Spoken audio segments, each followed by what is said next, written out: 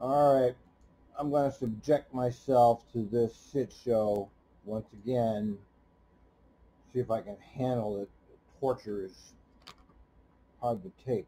That general manager report was bad. It's actually worse than watching Biden or Trump speak. All right, I want to get through this. I'm determined to do it, even though it's torture. Let's keep going. Sue, I appreciate that update.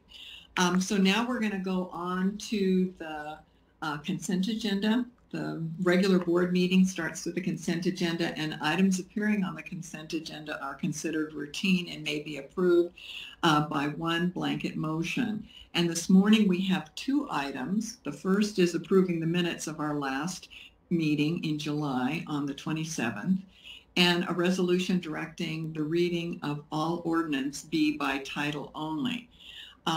Does anyone wish to request any items to be moved to the regular agenda, or are we ready to entertain a vote? A motion? Hearing none, is there a motion? I move the consent agenda. Thank you, Director Edwards. Is there a second? Second, Kim. Thank you, Director Kim. It's been moved and seconded. All in favor, please say aye. Aye. Aye. Aye. Aye. Aye. Any opposed? Any abstentions? Motion carries. Ooh. Thank you. So now we go into our resolutions. Oh. And the first this morning, the board will consider Resolution 22-08-46, authorizing the board president and general manager to execute an agreement extending the current working and wage agreement with Division 757 Amalgamated Transit Union, better known as ATU. All right. Last time I clicked on this link, it did not work. It went to no page. But apparently they fixed it, and so now it works. Let's read it, just for our own fun, because I'm crazy and I'm addicted to Trimet. I'm a Trimet addict.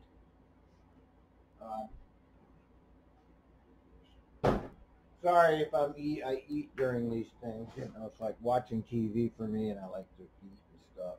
But these videos are not really a public presentation. I mean, they're publicly available, but they're just basically for my own knowledge.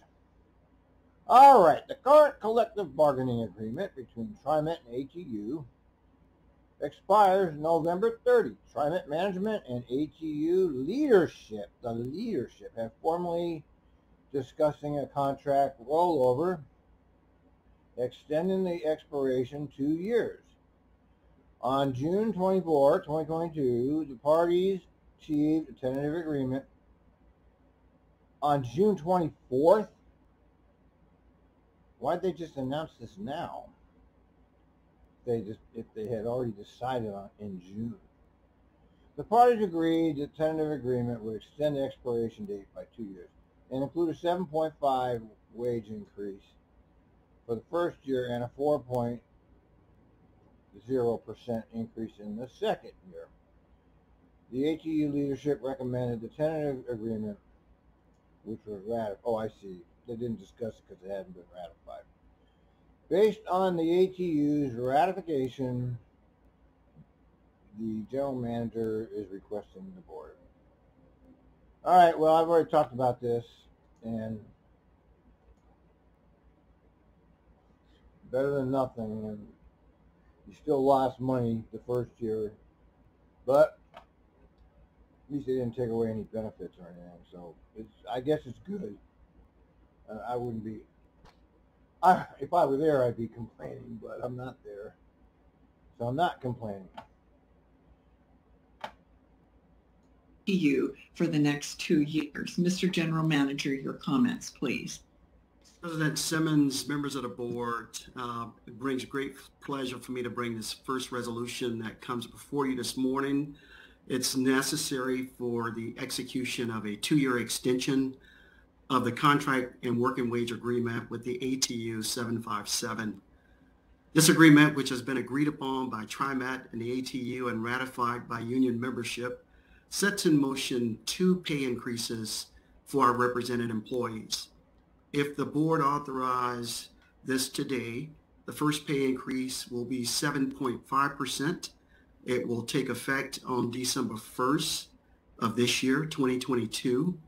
And then a second pay increase of 4%, which will begin on December 1st, 2023. All of the other terms of the working and wage agreements will remain until the contract terminates on December 1st, 2024. The cost of the wage increase is about $47 million. What? Trimet believes the extension agreement is fair and appropriate. This is especially in light of our current economic and labor market conditions and the challenges that we have faced recruiting and retaining frontline workers. So I am asking this morning for your approval and strongly recommend it. Thank you, Mr. Dessou. Is there a motion to approve the resolution? So moved. Director Edwards, thank you. Is there a second?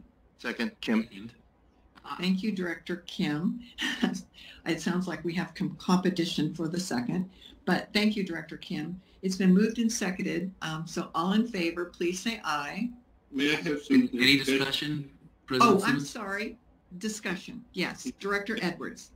Thank you very much. I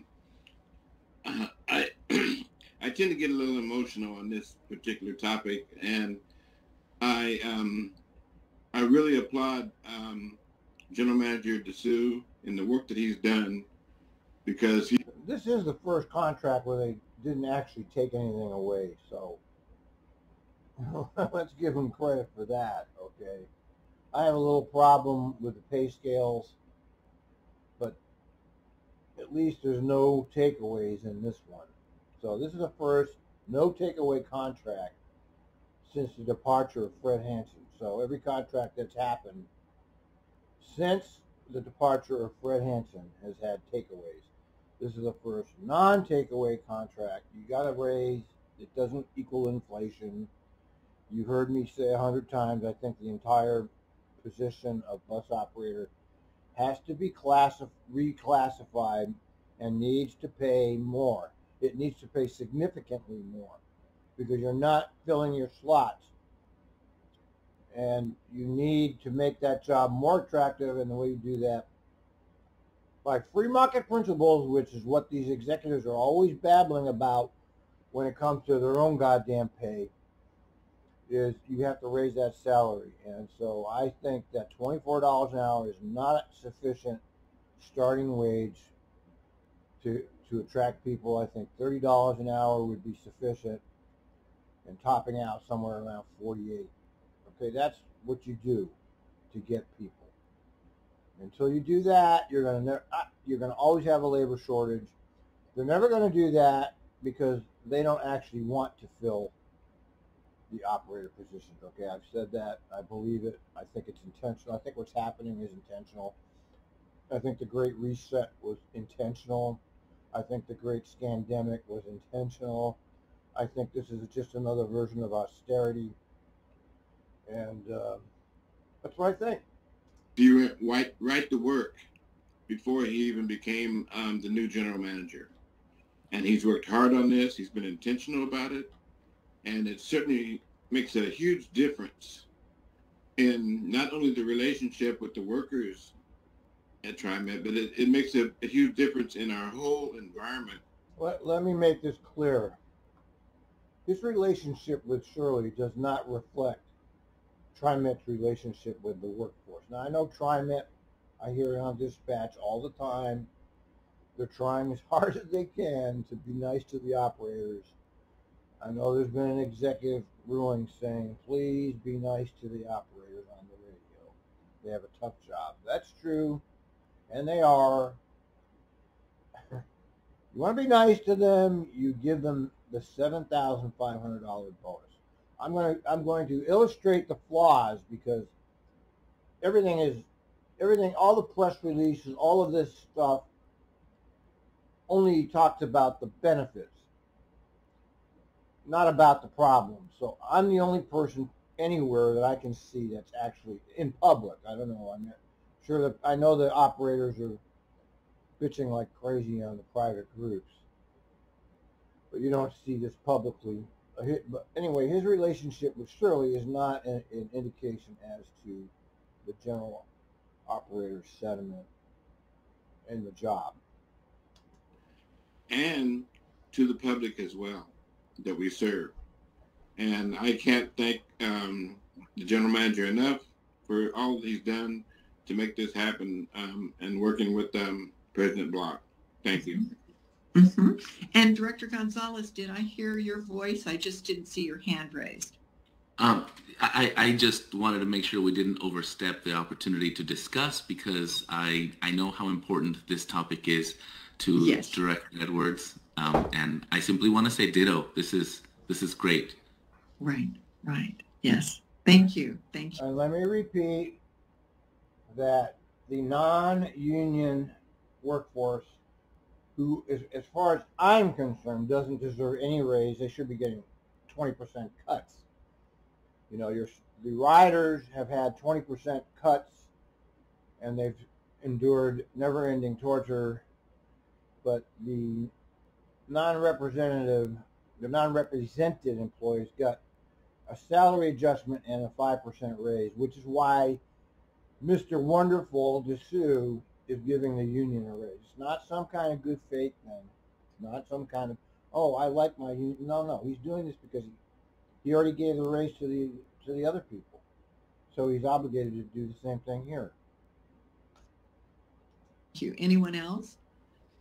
Seeing no other hands raised. Actually, sorry, Okay. Linda, I didn't raise my hand fast enough. I just wanted to. Director Bell. Yes, thank you. I just wanted to join in and say this is a great result for everyone associated with the agency. So thank you so much to Sam and the staff, and to the ATU for reaching this agreement so promptly. Yes. Anyone else? No. What do I say? All right. Well, sorry for trying to run through the agenda too quickly. So are we ready for a vote then? All in favor, please say aye. Aye. Aye. And opposed? Abstentions? Hearing none, the motion carries. Great. That's a super thing. Thank you. Super. The next resolution. All right, hold on a minute. Before we go, let me just look at something for you here. My biggest problem is I'm so disorganized. I have all this great information over years of collecting this material. I don't know how to find any of it. I have not done a good job. Here it is right here though. All right, I'm going to read this because I think it's important to hear this. The American trade unions and the parasites who run them.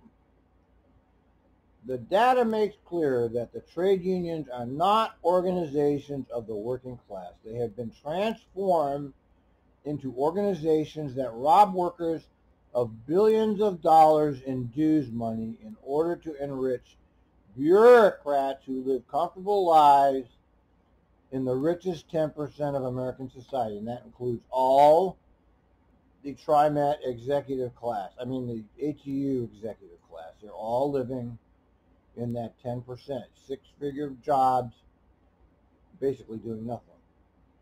They suppress the class struggle and form a critical part of the Democratic Party and the imperialist state. The unions spend tens of billions of dollars not on improving conditions of the workers they represent, but on an apparatus of staffers whose workers never see nor hear from. The union spent $15.6 billion in 2020, overwhelmingly on wages and benefits to the tens of thousands of union staff. In most cases, these officials are simply Democratic Party staffers who work campaigning for the Democratic Party. According to that over 10,000 officers and employees received a gross salary of $125,000, including Shirley and the vice president and the other one, putting them in the top 10% of income. This does not include the generous health pension and other benefits. So I want to make that clear because I think it's true. I think it's been true for a long time. Over. Over.